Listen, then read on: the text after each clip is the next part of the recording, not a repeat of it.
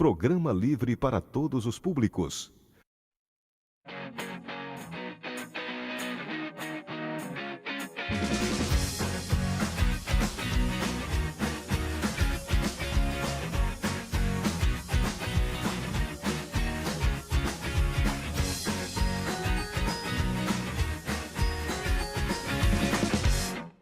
Oi, gente! O programa de hoje vai mostrar para vocês como a pesquisa e a tecnologia produzidas aqui no campus estão trabalhando em prol de um futuro melhor para a sociedade.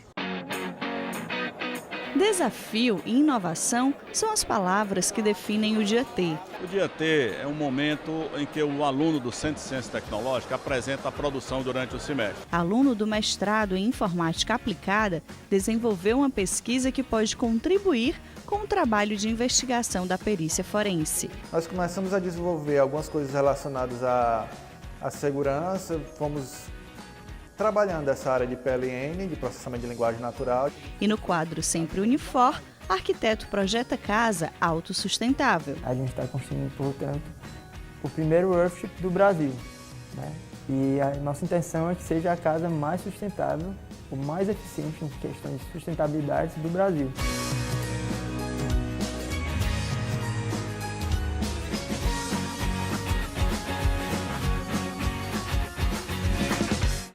O Dia T estimula a criatividade e a inovação nos alunos dos cursos de tecnologia da Unifor. A mostra reúne experimentos, protótipos e diversos projetos que englobam tecnologia, sustentabilidade e transdisciplinaridade. Veja!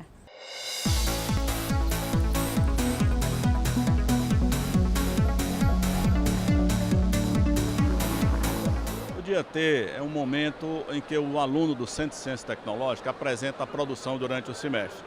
Como é que isso acontece? Na sua sexta edição, a gente está aprimorando sempre e a gente faz, no início de cada semestre, a gente elege um tema que vai perpassar o ano inteiro. Por exemplo, o tema desse ano são cidades sustentáveis. Então, os alunos usam a criatividade deles, nós não impomos o trabalho específico, mas eles usam a criatividade dentro daquela temática e desenvolvem um projeto.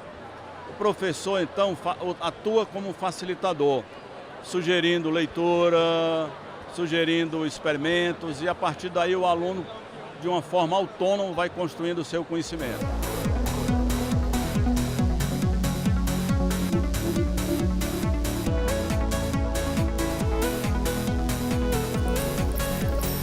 O projeto se trata da automação industrial através dos recursos da eletropneumática e também da pneumática, utilizando de elementos como atuadores, válvulas solenoides, entre outros. Esse tipo de trabalho representa uma grande automação que existe nos processos industriais, na representação de uma prensa, em processos de conformação mecânica, entre outros diversos tipos de aplicações. O carrinho Theo Jansen, ele funciona com um princípio inventado por um arquiteto chamado Theo Jansen, por isso que leva esse mesmo nome dele. O objetivo é fazer um motor que gera um movimento circular, passar por um jogo de engrenagens, fazendo que o mecanismo faça um movimento linear. No caso da minha equipe, o nosso motor ele tem uma redução interna, então a gente não precisava de um jogo de engrenagens diferentes para reduzir a rotação do motor. Então a gente usou engrenagens iguais, só para transmitir o movimento sem precisar reduzir.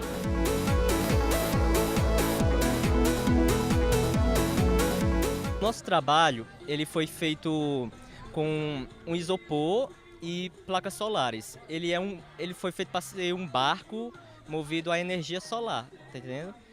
Aí a gente fez o projeto no AutoCAD, do barco tudo direitinho. E de lá a gente foi usinar lá no LIP, Laboratório de Inovação e Prototipagem, ali no Bloco I. E depois a gente a gente comprou um motor, uma hélice, conectou tudo, placas solares, a hélice. E daí a gente finalizou. Aí a gente está colocando agora na piscina.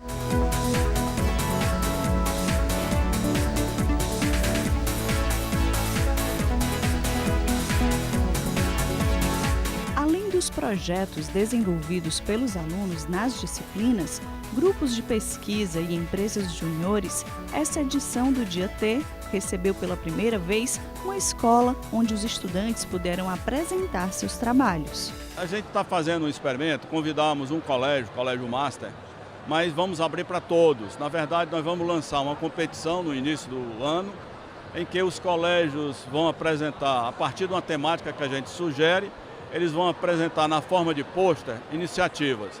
E nós vamos escolher algumas dessas iniciativas para esses alunos e professores virem para a Unifor e passarem um mês dentro dos nossos laboratórios, desenvolvendo uma temática.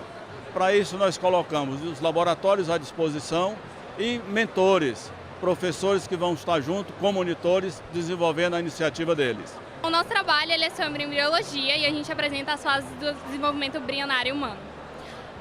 Ele começou como projeto de sala de aula, nosso professor passou um trabalho para a gente sobre isso.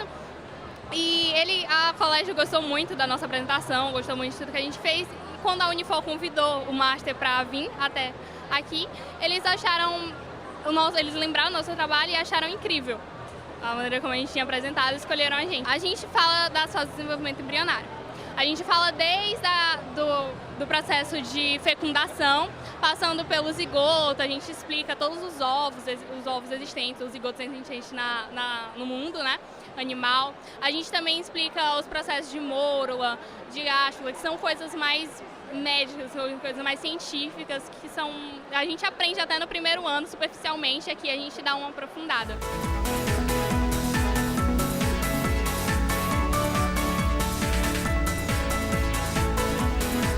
Escola, de fato, ele é muito importante porque desenvolve não só a capacidade intelectual dos meninos, mas também essa visão crítica, né? Eles passam a conhecer mais sobre o mundo, sobre as coisas que estão acontecendo no dia a dia. Então isso realmente foi muito importante para a gente.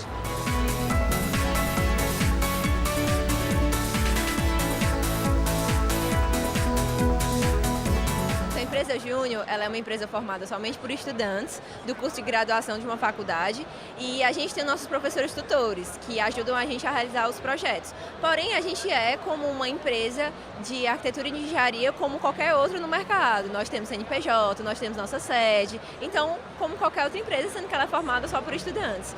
E o objetivo das empresas juniores é democratizar os serviços, então a gente oferece, como a gente é uma empresa sem fins lucrativos, a gente oferece serviços para pessoas que normalmente não poderiam pagar e, além disso, a gente é um extra da faculdade, a gente é realmente uma empresa em que as pessoas elas podem botar em prática o que elas estão aprendendo na graduação, então é bastante legal por conta disso. O nosso grupo foi para o Congresso Brasileiro de Estabilidade de Encostas, lá em Florianópolis, e a gente participou do desafio de taludes, que era construir um talude dentro de uma caixa, utilizando a técnica de terra armada, que a gente utilizava papéis para simular o reforço do solo. E aí nós fomos os únicos do Nordeste para representar lá, todos os outros eram do Sul, e foi muito legal.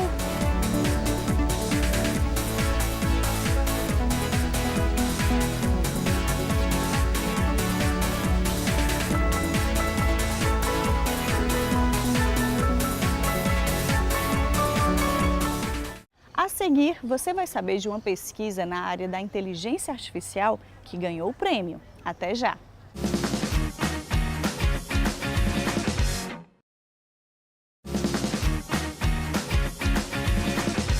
Tráfico de drogas, pedofilia e homicídios são alguns dos crimes que fazem parte da realidade do mundo virtual.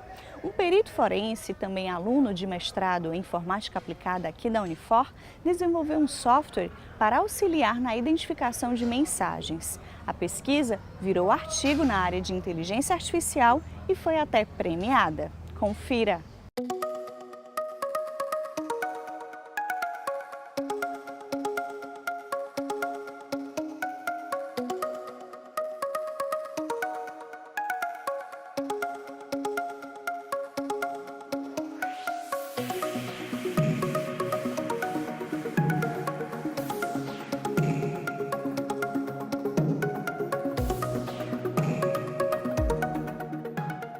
Nós, do Programa de Pós-Graduação em Informática Aplicada, nós desenvolvemos pesquisa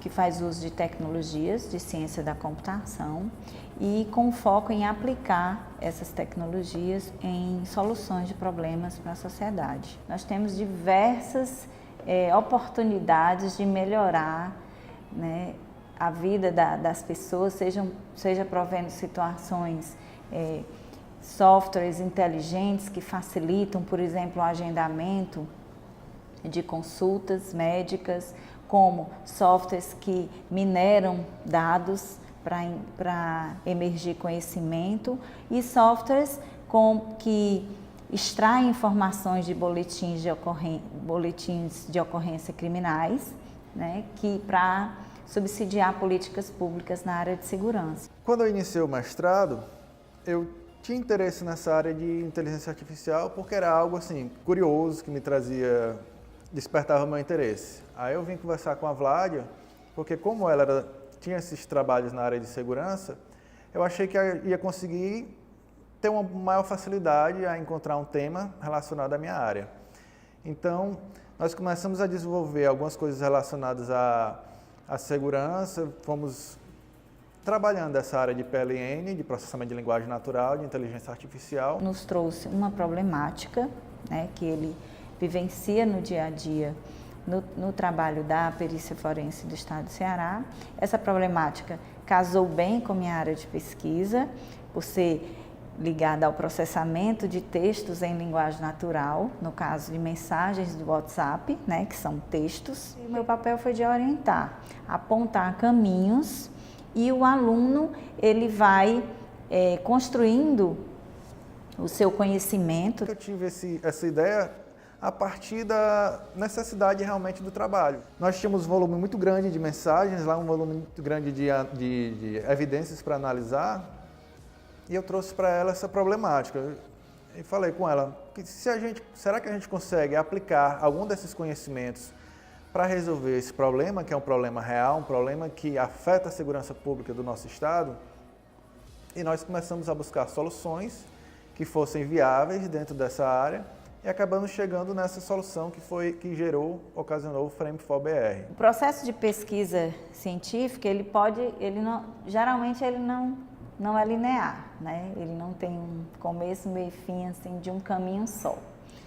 Muitas vezes o aluno ele tem que percorrer vários caminhos de solução e de problemas e de soluções para escolher um deles para focar, né? No caso do Ravi, foi bem interessante que quando ele começou o mestrado, a gente delimitou um tema de pesquisa, que era na área de recuperação de informação. No final do primeiro ano, diante desse primeiro tema que foi dado, ele nos trouxe a problemática do trabalho, que ele achou mais interessante e mais promissora, e de fato foi. Quando a gente olha para o lado da informática forense, a gente pensa que todos os crimes são crimes digitais, mas na verdade mais de 95% dos crimes que nós investigamos na perícia forense não são crimes digitais, mas são crimes comuns que são cometidos através do meio digital ou que deixaram alguma pista no meio digital. Então, esse software que foi desenvolvido na minha pesquisa, ele é especificamente para analisar mensagens instantâneas em aparelhos celulares. O software que foi desenvolvido é o Frame4, ele surgiu a partir da FrameNet, que é uma base de frames, uma base de conhecimento, que os frames são cenários, por exemplo, de alimentação, de cor. Então ele traz um conhecimento relacionado a um cenário que é identificado por palavras e tem as construções gramaticais que essas palavras se inserem.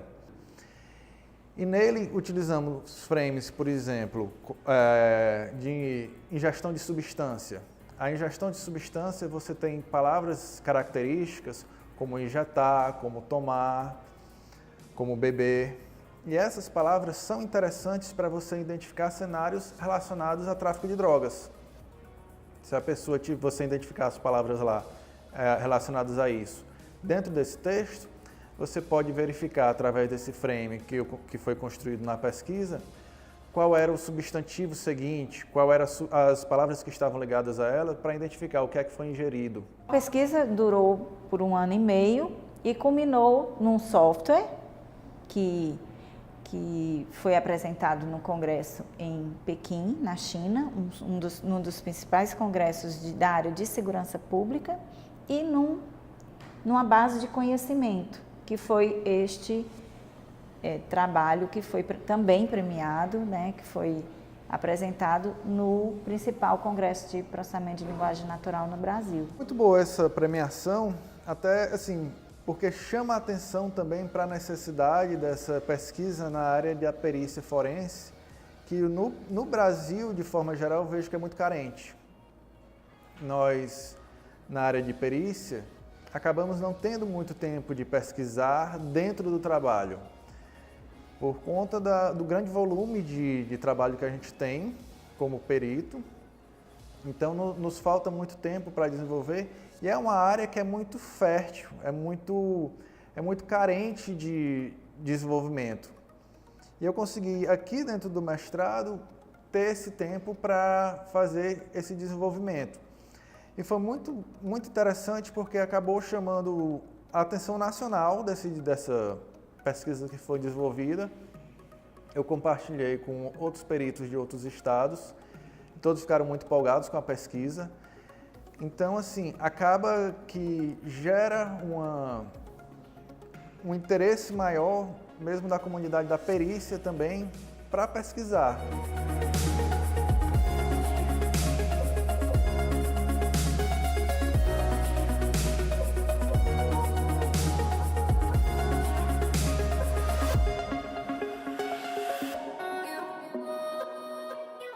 Daqui a pouco você vai conhecer um ex-aluno Unifor que está se destacando com um projeto pioneiro no país. Até já!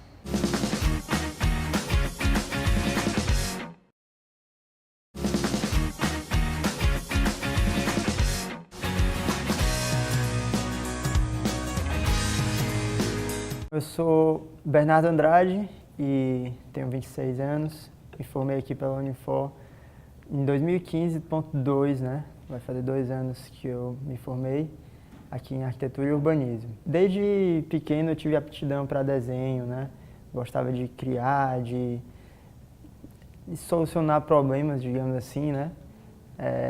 Tive uma época que eu queria inventar coisas e tudo mais. Então, essa parte da criatividade sempre foi estimulada e eu sempre gostei muito, né? Fiz curso de pintura também. E quando eu estava nos Estados Unidos, no intercâmbio, eu fiz os 2 semestres lá, eu fiz aula de artes. E a minha professora de arte sempre falava e eu já sabia, na verdade, que eu queria fazer arquitetura, né? Eu vim para a Unifor aqui em 2010, então já queria me envolver muito no curso, né? Eu participei de um congresso nacional, que foi em Recife, 19º Congresso Nacional de Arquitetura e Urbanismo, se eu não me engano foi esse. E então desde o começo eu queria me envolver, eu queria saber mais sobre arquitetura.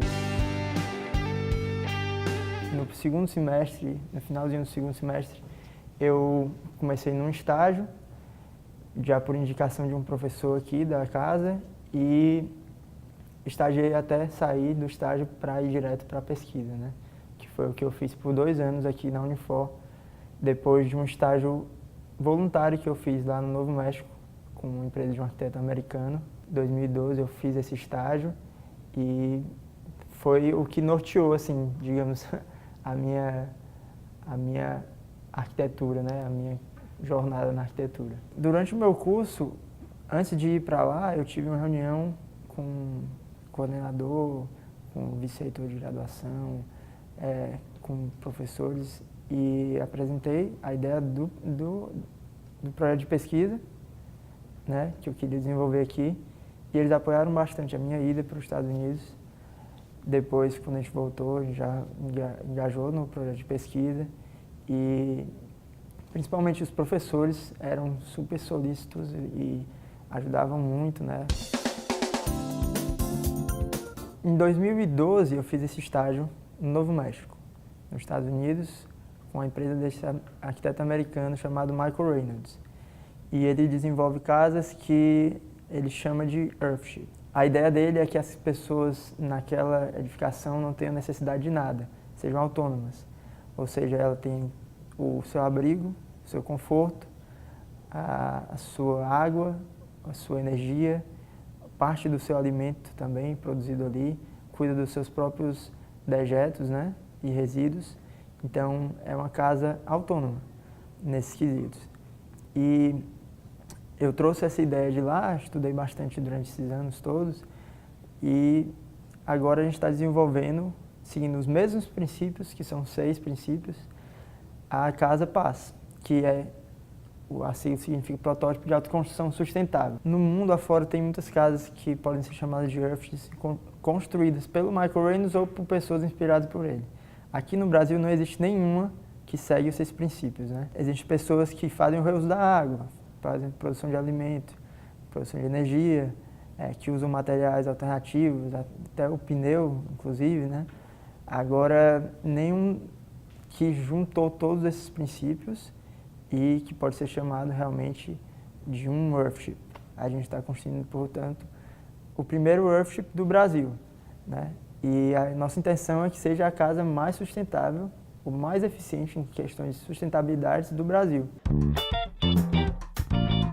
Eu posso dizer que um dos principais motivadores, e talvez o principal motivador, é trazer algo melhor para as pessoas, né? Eu sei que Deus me colocou nessa profissão não para ser bem-sucedido, não para ganhar muito dinheiro, não para ser famoso, né? Eu sei que esse não é o principal e nem é o meu interesse, mas o interesse é que eu possa atingir o máximo de pessoas possível com a minha profissão e trazer algo melhor para elas, né? O que é algo melhor, no meu ponto de vista, é uma arquitetura mais sadia, mais sustentável, mais alinhada com as nossas questões e materiais acessíveis, né? E que não vai ser um problema no futuro para as próximas gerações.